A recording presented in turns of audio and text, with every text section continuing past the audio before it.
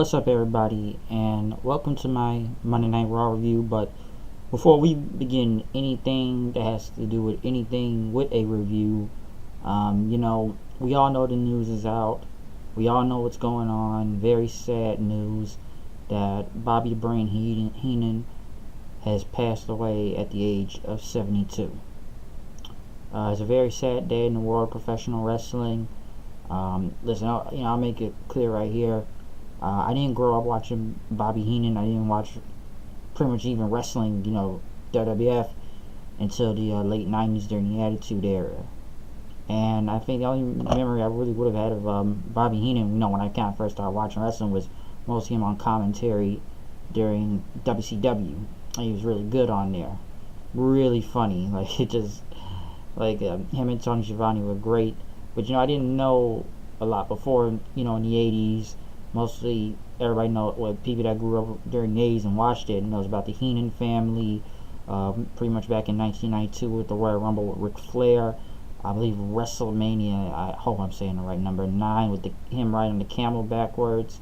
Pretty much his epic feud, like I said, with the Heenan family again, but going against Hulk Hogan throughout all those battles, and a man who has managed many, many legends, from Andre the Giant, the Blackjacks, the Brain Busters. I already said Flair, Mr. Perfect, Rick Rude, the Islanders, a lot of people Bobby Heenan has managed throughout the many years, and during the 80s, and mostly also, if I had to go back and look, I did my research in the past, and how great this guy was back then. Pretty much mostly the greatest manager of all time, quick-witted, funny, great on commentary, just had it all around the board. That's how great Bobby Heenan was. I mean, we all know, a lot of people know about his commentary with Gorilla Monsoon, just a great team, one of the greatest commentary teams. And a lot of people, it's always been a debate of who has been one of the best commentary teams, but a lot of people put those two as the number one greatest commentary team. Now, we all know that Bobby Heenan has always had, we know he suffered from throat cancer throughout the years, and as we looked on throughout many, many years, his health really deteriorated that he couldn't even talk anymore, and even I was surprised. He just looked so unrecognizable from what he was back then, all the way up now, pretty much to his death. But still, Bobby Heenan would still go to conventions and autograph signings, and I guess he didn't really care how he looked. And we all know he really couldn't talk, but you kind of knew inside he was still there, because I know he responded. I saw photos and everything. He always responded, pretty much putting the FU sign to people when he was at conventions, and somehow still found a way to communicate. So it's like he never gave up, even with that cancer and his appearance. He would still show up to autograph conventions. I know a lot of people said tonight, why hasn't the WWE ever really mentioned him throughout the years, and kind of somewhat sidecasted him off. Even I have to agree, with a lot of people, that we really never heard a lot of them mention Bobby Heenan throughout the years in the WWE. I don't know if it was just because of cancer and his appearance. A lot of people have actually said that and believe that is true. And I'll get to more of that in a second. But it's a shame when we lose a legend, and this is pretty much a big legend in the world of professional wrestling, and pretty much anybody really knows this guy for what he's done. Pretty much, like I said before, the greatest manager of all time. And I know some people are going to debate that. Some people put Paul Heyman up there in that category, but I think Heyman himself says he's not even up in that category with Bobby The Brain Heenan. So I just want to kind of give a little bit of my thoughts on it and everything. And even like I said, people can ask in the comment section, what was your favorite memories of Bobby The Brain Heenan? Because like I said, I didn't grow up in the 80s, so I didn't really know a lot of it back then, coming up. I've done my research, I've looked at many clips. You can look at the network too if you want to know all this stuff, but I always looked at stuff in the past on YouTube to know how great this guy was, and yeah, this guy was the man, like the man back then. So I'll say that there. So I just want to say, for all the humanoids out there, or ham and eggers, hey, you listen to me, you go to the top. you don't listen to me, you're never heard from again. So I gotta say, rest in peace, Bobby The Brain Heenan. Now, one thing I was very surprised at Raw tonight, and I know a lot of people said this. I'm surprised it wasn't a 10 bell salute for Bobby The Brain Heenan. Yeah, that was an in memorial graphic, but even I really thought it would have been a 10 bell salute. Everybody would stand out on stage and, just pay tribute, because this man was a very huge part of business. This guy was on a different level, okay? This is one of those things where they should have did a 10 bell salute for such what he's done in WWE and even on WCW. I don't even think they showed it in the video package a lot of his WCW clips, but I'm surprised it wasn't a 10 bell salute, because you kind of notice, when's the last time they really did a 10 bell salute for anybody that's died? I know a lot of wrestlers have died in the past few years, and they just probably did an in memorial graphic or a video package or some tweets, but the last time I can really say that some did a 10 bell salute was when I think it was when Piper and Dusty died. Like, that's one of the last times I can remember them doing a 10 bell salute for a wrestler that passed away. So even I had to say that I was actually kind of shocked. Like, they really should have began to show off with a 10 bell salute for Bobby The Brain Heenan. I know a lot of people agreed on that, so that really kind of surprised me in the beginning of the show why they did not do that. But that was just kind of strange to me. Even I really thought he would have got a 10 bell salute. But kicking off the show, Monday Night Raw, Kurt Angle came out, talking about No Mercy this Sunday with John Cena versus Roman Reigns. I don't know when Roman Reigns became an icon. Brock Lesnar versus Braun Strowman for the Universal Championship. As he talked about the matches, Miz came out, and Miz complained, why am I not on the show? Which he is right, why isn't the Intercontinental title on the show? And pretty much Kurt Angle announced to be a fatal four-way with the Hardys, Elias Sampson, and Jason Jordan. And whoever wins would face Miz and No Mercy for the Intercontinental Championship. Miz pretty much says, why is Jordan even in this? Because he's your son, you're just giving him any opportunity. And he says, why are Axel and Dallas in here? And he said, you know what? We'll make it a six-pack challenge now, pretty much. And Angle says he hopes fatherhood changes Miz. And pretty much Miz says, you walked out responsibility. You didn't take care of your kid. And, I'm going to be there for my child pretty much on day one. And he's never going to leave him. And he said he'll be a better father than Angle will ever be. And you've missed 28 years of his life and you can't make it because you're just a deadbeat. Jason Jordan came out there and said, don't ever talk about my dad like that again, or he's gonna, knock those teeth down his throat. And Jordan was pretty much pissed, and he says, you know what? Put them in a match too. So like I said before, it'll be a six-pack challenge. Pretty much Miz Taraj, the Hardys, Elias Sampson, and Jason Jordan. And I think I can kind of tell who's gonna win this match. Pretty much Jordan took a cheap shot at Miz and they started jumping him in the ring, but Jordan cleared him out, and pretty much at the end of that there. So they did that. I will say this pretty much sets up, which we kind of know this is going to go, the six-pack challenge, but you can tell who's going to win. Alexa Bliss went against Nia Jax. Mostly Alexa Bliss was mostly running away from Nia Jax. Sasha came out then and then ran back to the ring just to get knocked down by Nia Jax. Nia Jax pretty much won with a Samoan drop. Sasha attacked, but then next thing you know, the return of Bayley, which I'm actually surprised that is back. And she got a decent pop. I'll say this is her hometown.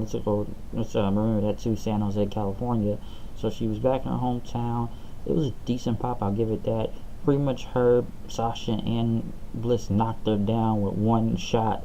And then as Banks and Bayley celebrated with each other, Bliss tried to join in, but they pretty much knocked Bliss out of the way, and Bayley hit her finisher on her. And here's the strange thing about this. And I know this was announced later in the show, but why is Bayley now in it? Why is this a fatal five-way match, number one? Why do we even need a fatal five-way match? That makes no apparent sense. Like, seriously.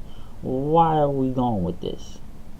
Bayley just got back, but then people say Bayley did win a match back then to get her shot at SummerSlam, but she got hurt, so she still technically has a title shot. But why are we announcing her at the last minute? Why are we just adding women in this match just because? It really makes no sense to make a fatal 5-way. It really doesn't. So that's just really strange to me. I don't know what they're doing with the women on Raw, and Bailey's not her anymore. But then again, like I said, this is a hometown, so yeah, we know that. But if this was any other city nowadays, people are not really caring about Bailey anymore. That they booed her. We've seen it in Canada, but we're gonna say Canada's Bizarre Land, and we saw it in Brooklyn too at SummerSlam. People booed at her. So I don't know where this is gonna go. Yeah. Next thing you know, Sheamus and Cesaro out there cutting a promo for their title shot against Ambrose and Rollins.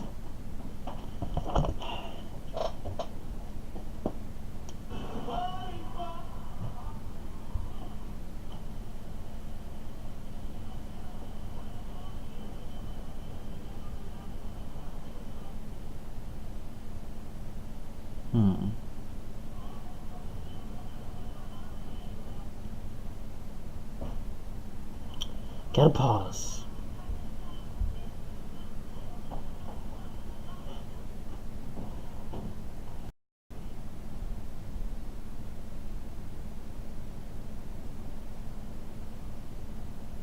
Against Ambrose and Rollins this Sunday.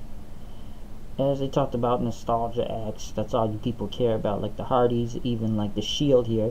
And they gave them the what chance. They pretty much says, you know, repeat his line about selfish, that they're selfish. How the what chance are going to die out soon enough. I highly doubt the what chance will ever die out. They're going on this long. Rollins and Ambrose then came out. Then some of the brothers fight sometime.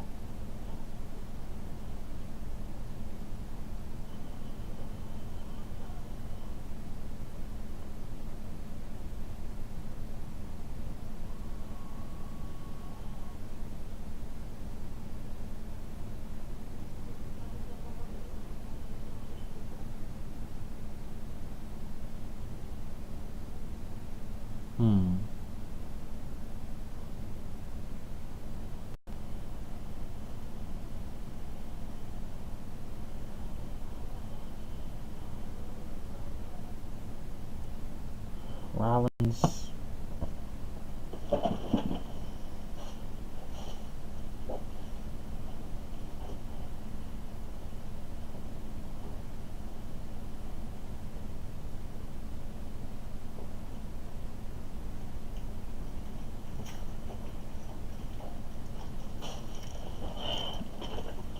Rollins and Ambrose, like I said, they talked about brothers until Gallows and Anderson came out for some reason, and they called both of them nerds, pretty much, which I don't think the nerds thing is getting over. I really don't believe it's getting over at all. So they pretty much called them nerds, and pretty much they say, Rollins says, you shouldn't have said that. Ambrose says, I'm not a nerd, and he started punching him then.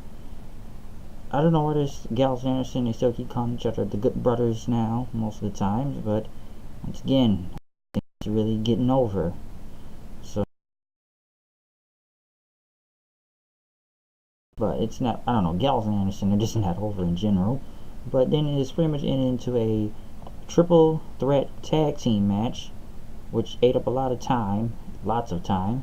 Which some of the fans did chant, this is awesome. Pretty much Sheamus and Cesaro picked up the win after Ambrose hit Dirty Deeds on pretty much Carl Anderson, and Sheamus pretty much threw Ambrose out the ring and stole the pin, pretty much getting the win. So that happened. So that just ate a lot of TV time up. Bo Dallas and Kurt Saxon were in the back talking about the Intercontinental title tonight with a six-pack challenge. And Miz talked about we're going to take out Jason Jordan, but Dallas pretty much says, I used to give inspirational speeches, and this should be about us. He says, my pedigree is well known around here. Before Jordan even got there, Axel said his father was one of the greatest Intercontinental champions of all time, Mr. Perfect, and I won that title myself. And when I win tonight, Axel says, I'm not going to go easy on you, Dallas, we're going to steal the show at No Mercy. Next thing you know, Kurt Hawkins talked about pretty much, he's had a losing streak, 114 matches lost, and he's gonna take the time machine now, and I'm not gonna make a footnote. And I'm gonna get a win. He pretty much went against Apollo Crews, which came out with Titus O'Neil. Crews pretty much won. It was a squash match, so I guess now is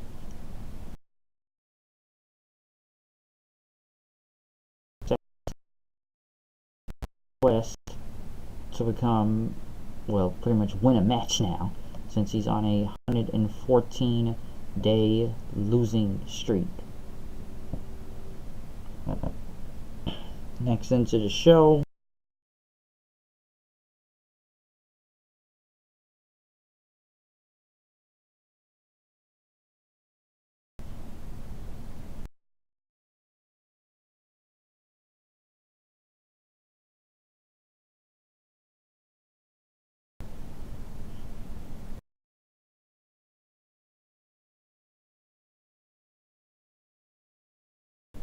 not Roman Reigns, but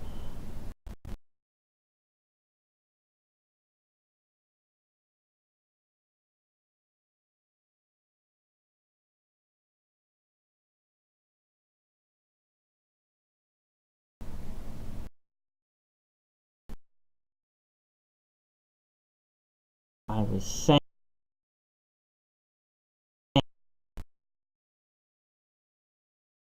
pretty much went into, since I'm being screwed with this machine right now, gotta adjust, and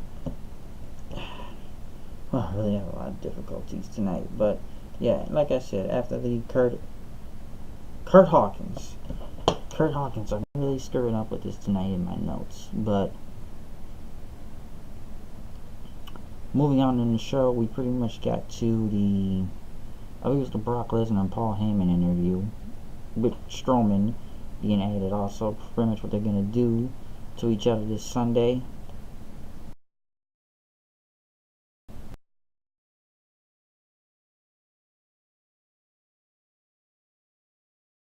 Pretty much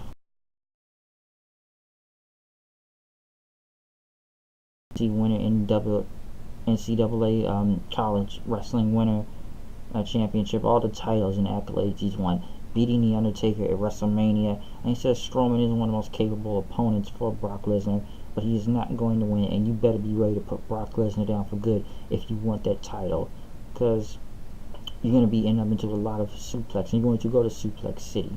And Strowman says he's going to go to Suplex City it's all night long, but he's going to destroy Brock Lesnar.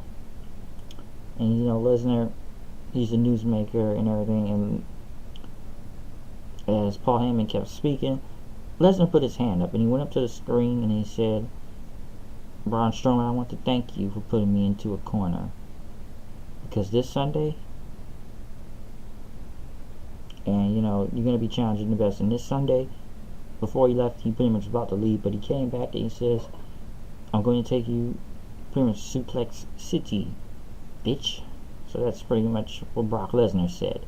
So we'll see who wins this Sunday with both Lesnar and Braun Strowman.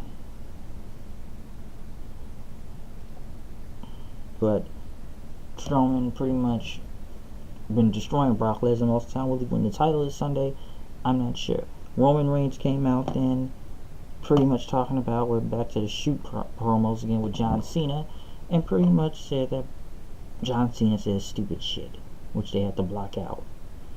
And he talked about Cena, and he said, "I'm not a wannabe Cena." He said, "I'm not some jacked up white guy with a giant head military crew cut on it. And, I wouldn't have a career." He says, "If I did, I wouldn't have a career here." Just as Alex Riley buried him. We buried there's a lot of burial of Alex Riley tonight. And, he lets his actions talk for him, as Roman Reigns says. And he pretty much called Cena fake ass little bitch. And he's the biggest hypocrite ever, since they took a clip back from 2012 in February when Cena was going against The Rock for WrestleMania 28. And talk about The Rock going Hollywood and everything, and he's not here and stuff. But John Cena says, "I'm always here. I never leave and I'm gonna keep coming back.